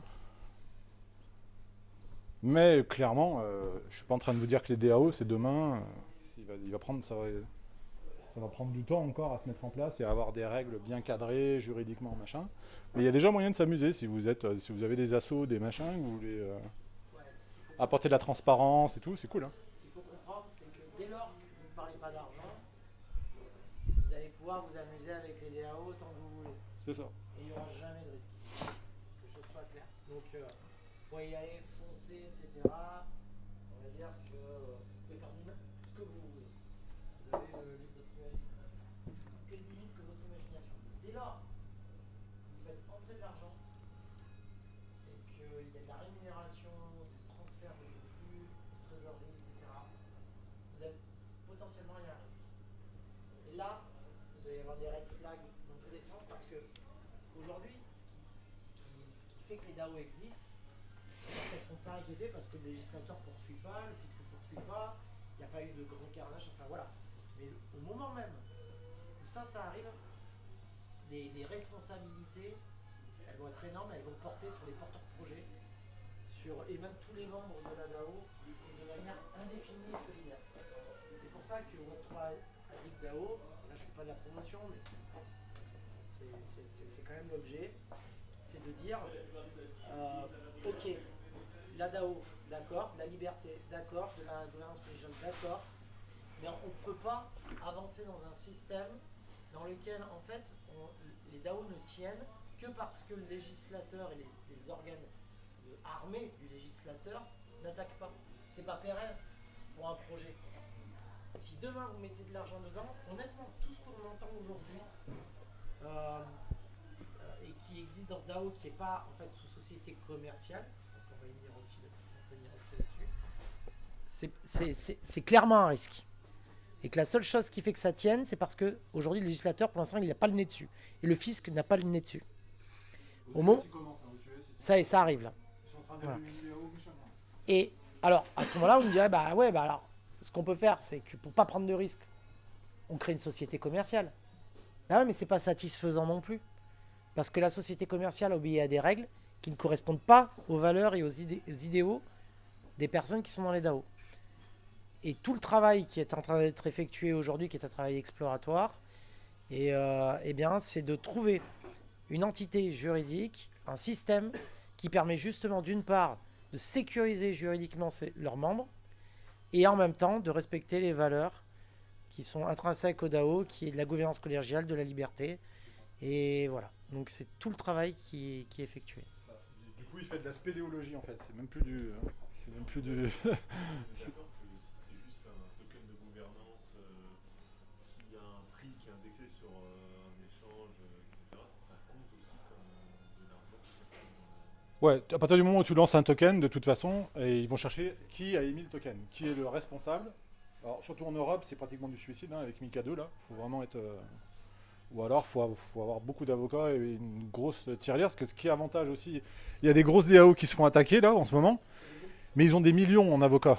Ils ont des dizaines de millions qui peuvent être mis en avocats, donc eux, ils vont se battre. Hein. Ils ont les moyens de se battre, quoi. Ce qui n'est pas notre cas. En France, vous trouverez beaucoup de gens qui disent on est une DAO, ça sera coupé au montage, qui se disent machin DAO. Et après, quand tu creuses, que tu vois, tu leur dis bon alors, il est où le token de gouvernance, où est le smart contract, où je vote. Non, mais pour l'instant, on vote sur Discord, tu mets un like et tout. Non, mais non, c'est pas une DAO ça. Donc, il n'y a pas vraiment de gens qui ont fait l'effort d'utiliser les outils que je vous ai montrés tout à l'heure là, et qui essaient de.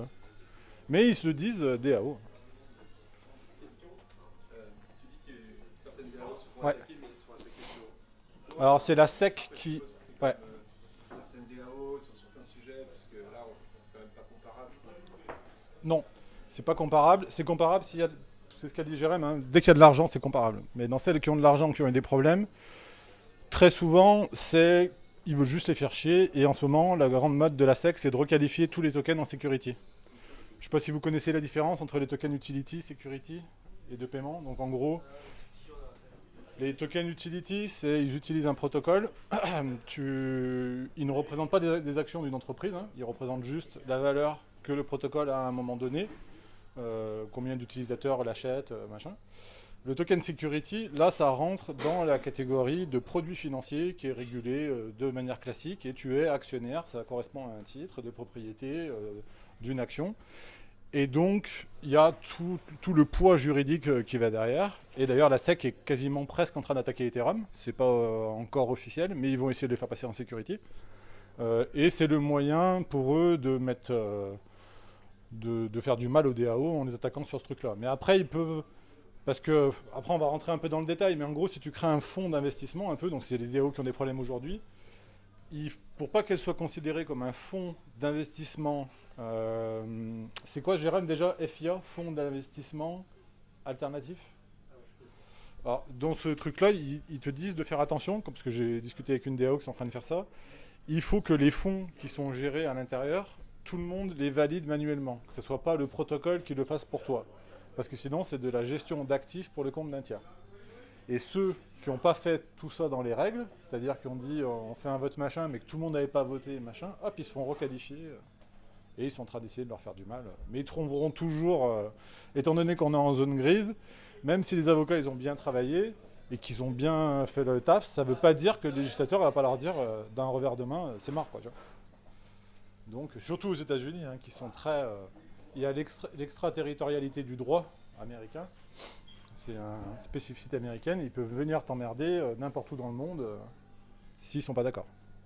Ce qu'il faut savoir, c'est dans Web3 Addict, en fait, il y a deux options toujours. Soit vous partez de l'existant, d'une structure qui existe, et vous l'adaptez pour arriver là où vous voulez, ou soit vous partez de ce que vous voulez, et vous essayez de tendre vers quelque chose qui existe. Nous, je crois qu'on a opté au moins sur une chose, c'est de partir de ce qui existe pour tendre vers là où on veut aller. Pourquoi ? Parce qu'on privilégie de la sécurité. Voilà. Alors après, il y a des débats sur quel sera le point de départ. Voilà. Mais c'est notre philosophie. C'est ça, parce qu'en plus, après, faut déjà avoir un rapport avec le législateur et anticiper et tout. Mais même en interne, il y a des débats, tu vois. Parce que tout le monde n'est pas forcément d'accord. Donc, c'est une DAO, il faut qu'on prenne en compte. Donc, chacun présente ses arguments, développe, machin. Mais c'est intéressant comme truc. Hein. Et après, pour répondre à ta première question, il ne faut jamais se lancer direct en DAO. Parce qu'il faut que tu aies un passage au moins en association. Que tu puisses te permettre de... Nous, on n'avait pas lancé les contrats tout de suite. On était une dizaine. On a fixé les règles comme ça à l'arrache entre nous, quoi, pour poser une base. Sinon, c'est compliqué de partir de from scratch comme ça en DAO. Et pour la petite histoire, quelque chose qui est très positif, il y a un truc qui s'appelle Gitbook. C'est quelque chose pour nous, beaucoup dans la crypto l'utilisent pour faire un white paper. Le patron a rendu la boîte à la DAO, a dissous les parts de la boîte, ne gagne plus d'argent là-dessus et a remis ça aux mains de la communauté. Donc c'est quelque chose de très positif pour la communauté DAO, quoi. Finalement, tu me dis, par exemple, on doit créer une entité juridique, une association qui serait finalement, comme tu as dit, dirigée par une DAO. Ça c'est le plus simple si tu veux aujourd'hui être tout de suite. Mais alors du coup, qu'est-ce qui nous empêche de créer une société et de la faire diriger par une DAO? C'est possible aussi. Sauf que la différence, c'est que le poids du dirigeant, parce qu'il va falloir mettre un mec qui parle au législateur. Et comme je te disais tout à l'heure, d'avoir ce statut d'entité morale qu'on a dans les autres pays, ça empêche de taper sur une personne en particulier. Et ça, c'est ce qu'on aimerait, qu'il puisse taper sur personne. Ou tout le monde en même temps, en fait. Tu as quand même une problématique. Tu parles d'une société qui deviendra une DAO. La DAO, la spécificité de la DAO, c'est la gouvernance collégiale. Sauf, dis-moi, quelle société tu connais qui a gouvernance collégiale? Collégiale, donc ça voudrait dire, par exemple, un vote, une voix. Non, ça, c'est l'Assemblée générale. Mais la gouvernance, en fait, qu'est-ce que la gouvernance? La gouvernance, c'est la direction, la gestion d'une société. C'est-à-dire qu'il faut vraiment distinguer les votes de l'Assemblée générale, qui seront des votes AGO, Assemblée générale ordinaire, qui sont votés chaque année, et l'Assemblée générale extraordinaire, qui vote certaines choses, qui ont des prérogatives d'associés. Mais la gouvernance, c'est la gestion quotidienne d'une société. Donc, la question qui se pose, c'est quelle structure juridique existe en gouvernance collégiale en France? Vous avez potentiellement les SIC, les SCOP, mais avec des règles qui sont juridiques, qui sont de fonctionnement, qui sont très très lourdes et qui sont en fait, à mon sens, inefficaces par rapport à cette volonté de rapidité que sont celles... Les entrées-sorties qui sont problématiques, que ce soit association ou même entreprise, c'est compliqué. Alors, association, non, moins. Un peu moins. Beaucoup moins. Mais justement, On peut faire régulièrement sortir des gens. clairement, Même mais si on est en collégial. évidemment. Non, mais pas pardon, c'est des questions qu'on va continuer à débattre, mais la question que tu posais, c'est celle de savoir d'une société, pourquoi est-ce qu'on ne crée pas une société? C'est que demain, tu crées une SAS. Une SAS est représentée par un président. Ce qui veut donc dire que tu abandonnes ta collégialité. Donc automatiquement, tu te retrouves avec un PDG. Alors c'est pareil, tu as aussi un président du conseil d'administration. Tu as une possibilité. Alors si, tu en as une de possibilité. C'est les SARL. Il est possible en fait dans une SARL d'avoir un collège de gérants avec de la cogérance. Mais imagine, 400 personnes sur le cabis, 400 gérants. Clairement. Là, tu les fais disjoncter l'administration. Non, mais même à gérer. Mais pour le coup, c'est une possibilité. Vous pouvez imaginer, si demain vous devez créer, et là je peux m'engager sur ce point-là, j'ai pas de difficulté, c'est que demain si je devais créer une DAO dont il n'y aurait pas d'argent, je pourrais créer une association à gouvernance collégiale. Vous savez pas, mais là je rentre dedans. Dans une association, il n'y a pas besoin d'un président, d'un trésorier, d'un secrétaire général. C'est une fausse idée. Mais vous pouvez créer une gouvernance collégiale. Donc s'il n'y a pas d'argent qui transite, association, gouvernance collégiale, vous pouvez foncer.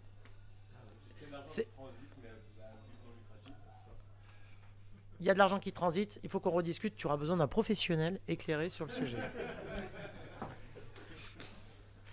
Si tu en connais, je t'invite à le contacter au plus vite. Je le connais, mais il est trop occupé. Il pourra toujours trouver du temps, j'imagine. Maintenant, à partir du moment où vous ne voulez pas prendre de risques, mais partir sur une DAO et que vous n'êtes pas trop nombreux, ne pas hésiter à créer une SARL et avec tout le monde en mettant gérant. Et après, vous pourrez créer un système de vote collégial. Et en fait, ça respectera les principes et vous aurez en plus, vous aurez la personnalité juridique et vous aurez la responsabilité limitée. Il vous manquera juste, il faudra faire attention à la faute de gestion. Mais la faute de gestion, ce qui est intéressant, c'est qu'elle sera diluée entre tous les gérants. Ça, c'est intéressant. Un nombre un nombre limité de personnes parce que, en fait, pour faire fonctionner quelque chose, je sais pas. En fait, moi, j'ai pas d'idée. Simplement, imagine demain, tu dois enregistrer au CABIS, t'as 400 membres, il te faut 400 gérants.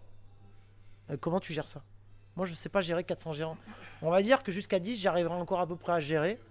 Mais en dessous, c'est compliqué. Et puis en plus de ça, vous avez un autre problème, c'est que si vous mettez 400 gérants des CRL, si vous êtes salarié d'une société, est-ce que c'est compatible avec un mandat de gérant de SARL? Il va se poser aussi des questions. Quel est le statut du statut social du gérant SARL? Est-ce qu'il est compatible avec votre emploi salarié? Vous êtes prof.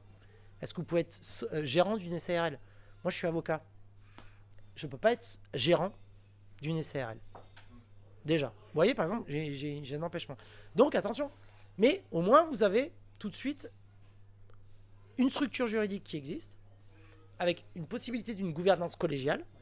Voilà. Dans une SAS, vous auriez l'obligation d'avoir un président au-dessus qui représenterait la société aux yeux des tiers. Et après, en interne, vous pourriez organiser une gouvernance collégiale. Mais elle serait valable qu'en interne. Ça serait comme un pacte d'associés. C'est pareil. Mais vous n'avez rien révolutionné du tout.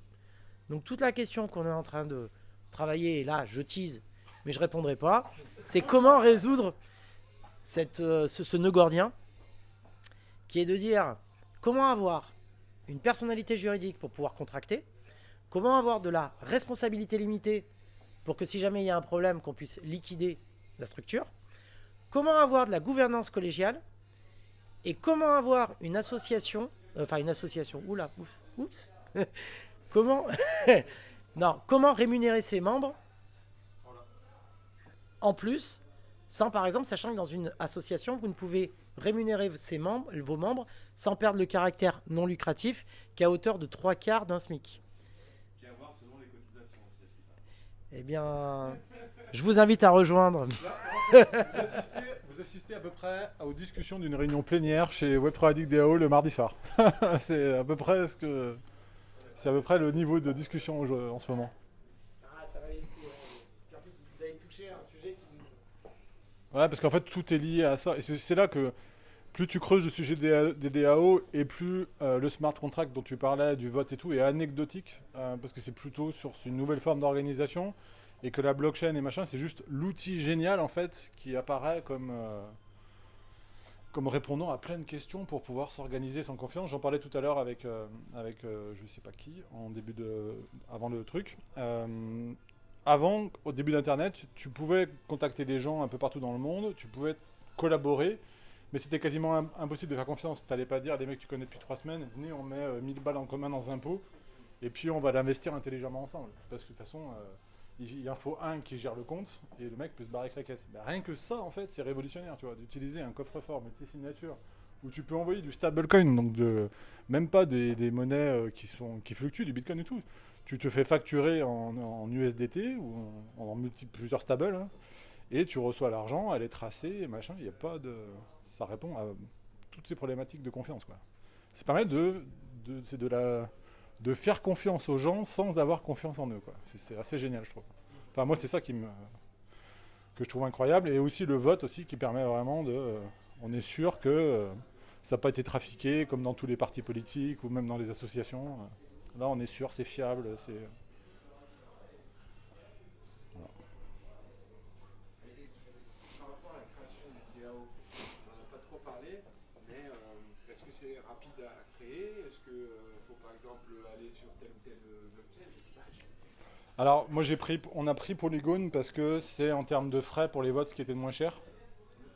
Tu vois, Ethereum, c'est trop cher, donc on a pris le Layer 2 Polygon et ça coûte 0,003 centimes par vote. Donc c'est assez anecdotique, hein, tu vois, 3 euros pour... Pardon ? Gnosis Safe. C'est un coffre-fort multi-signature. C'est un Vault, un coffre-fort. Il y a plusieurs... Ils sont cross-chain. Ils prennent Polygon, ils prennent... Aussi la blockchain, les frais sont vraiment... Ouais. Ouais, c'est Safe. C'est ça.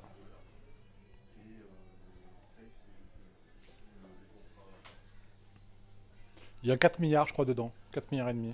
Sa question, qu'est-ce qu'il faut pour faire une DAO? Un outil pour Alors, c'est ce que je te disais tout à l'heure. Donc, le premier outil, c'est où tu déploies ton smart contract, où tu envoies les tokens aux gens. Ça, c'est le premier outil. Comme ça, tout le monde a les tokens. Le deuxième, c'est le multisignature du coffre-fort. Une adresse où tout le monde envoie dedans. Le troisième, c'est un outil de vote. Donc, on utilise Tally, MetaSnapshot, tu en as d'autres. Le quatrième, obligatoire, c'est un outil de traçabilité de toutes les transactions qui rentrent et qui sortent. Parce que si tu sors de l'argent du coffre-fort, tu vas juste voir que c'est allé d'une adresse A à une adresse B sur la blockchain, mais tu n'as pas le détail en fait.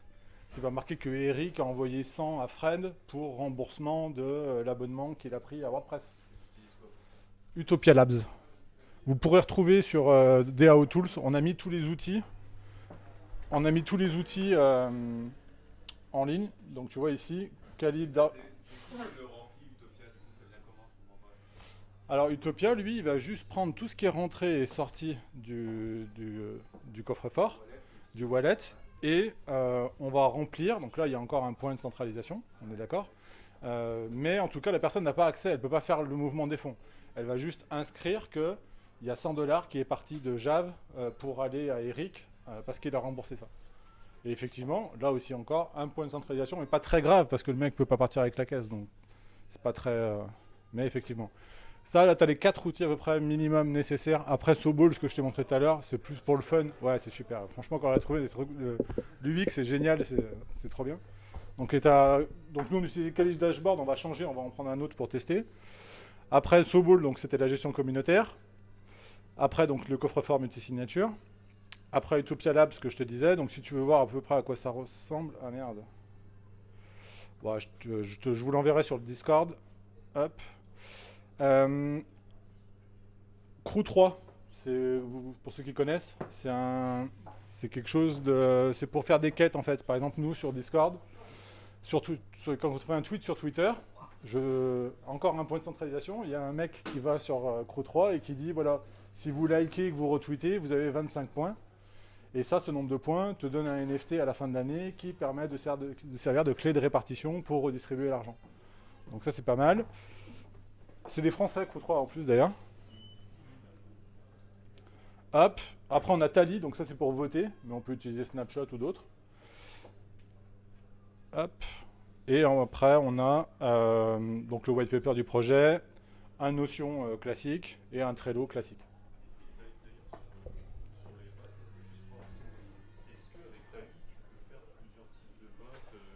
Non. Alors ça, oui. Alors ça, oui, tu peux justement faire la proposition oui-non ou après plusieurs un questionnaire. Le seul problème sur Tally, et c'est pour ça qu'on va changer, c'est que tu peux pas mettre plusieurs niveaux de décision. Par exemple, nous, tu sais, chez Web3 Addict DAO, selon le niveau de décision, il y a un quorum plus ou moins important et une majorité plus ou moins importante. Et ça, sur Tally, tu es obligé, encore un point de centralisation, d'avoir un mec qui chaque fois configure le vote, tu vois. Alors ce que j'aimerais, c'est un outil où, voilà, il y a middle. Ouais, tu dois configurer manuellement.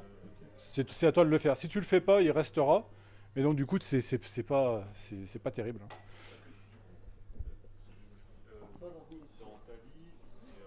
c'est Tally qui va créer la proposition. C'est toi qui la crée sur Tally. Alors pourquoi tu peux pas choisir Parce qu'en fait, il faut un super admin qui lui va décider du quorum et du pourcentage pour qu'elle soit validée. Mais l'utilisateur, n'importe quel utilisateur qui dispose du token, peut lui faire une proposition. Mais il ne pourra pas calibrer le quorum et le pourcentage de validation du vote. Et ça peut pas être séparé, ça peut pas être géré directement aussi par la DAO. Comment ça? C'est-à-dire que c'est le vote un peu super utilisateur, soit géré par la DAO. Ouais. Bah alors ce qu'on va essayer de trouver, c'est un autre outil qui est centralisé, qu'on ne gardera pas longtemps, mais au moins pour la version bêta, c'est XDAO. C'est un truc centralisé, hein, c'est détenu par des VC, machin, mais ça va pouvoir nous permettre de réunir sur un seul tableau Tally, le lancement de token, peut-être même Utopia Lab pour tracer, et le vote. Donc ça va déjà réunir 3-4 outils en un. Ce qui est déjà pas mal. Après, moi j'ai bossé pour un autre projet aussi, Founder DAO, où là on a mis en place, mais c'est long, ça va être long à développer, tout ce que je viens de te montrer sur un seul tableau de bord. Mais on n'y est pas encore, ça va prendre encore 12-18 mois avant qu'il y ait Avant qu'il y ait quelque chose de très user-friendly, ce que je viens de vous montrer, c'est un truc de geek, il faut aller à chaque fois chercher chaque outil. Tu vois, quand on a découvert Sobol, c'était waouh, trop bien. Et on en découvre encore, tu vois. Il en sort régulièrement.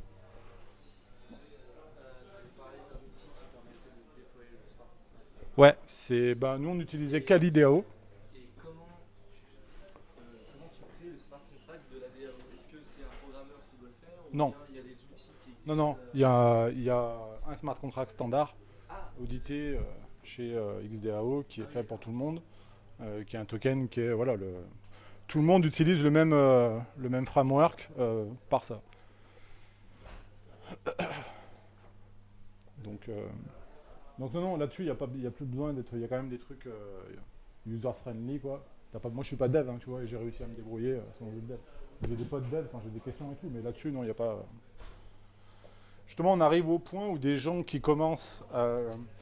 Il y a 2 ans, j'aurais pas pu le faire, par exemple, tu vois ça, parce qu'il y avait qu'un seul, il y avait que Aragon qui faisait ça, et il fallait être dev d'un sacré niveau pour déployer une DAO sur Aragon. Maintenant, il n'y a plus besoin. Maintenant, c'est si tu es un peu geek et que tu sais chercher, et en plus maintenant avec ChatGPT, t'es bon. Bon, en tout cas, merci beaucoup. Merci à tous. Merci pour votre accueil et d'avoir été réactifs.